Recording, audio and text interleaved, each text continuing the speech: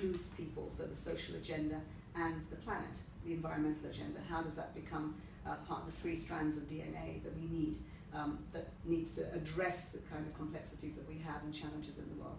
Second momentous thing is that we're going to go beyond saying that we need little pots of money to deal with this and resources, but that we need to unlock the resources that are available in this world, be it financing, trade, technology. How does that come to reinforce an agenda that we're going to be asking for?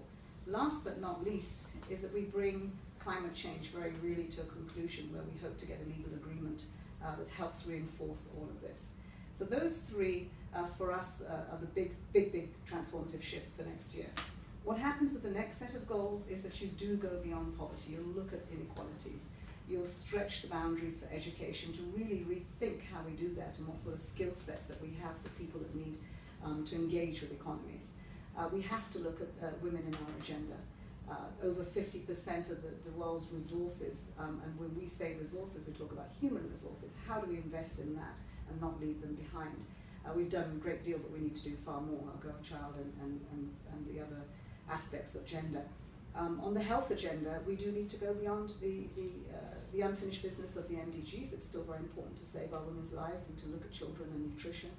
But we also have the non-communicable diseases that we'll be facing, a lot of mental health issues. This is a universal agenda, and so when we look to all of these, it's that we see at the overarching objective of it, there's 1 billion people that are still poor, and we need to eradicate that poverty, and that can be done in this 15 years. But it's these pieces that you bring together, economies where jobs and livelihoods are center, where you look at infrastructure that enables that happen to scale. You're not talking about a few, you're talking about bringing everybody on board. That the environment goes beyond just looking at what we understand in traditional terms. We look at biodiversity, we'll look at the oceans and seas, and we'll see what you need to do to mitigate climate change.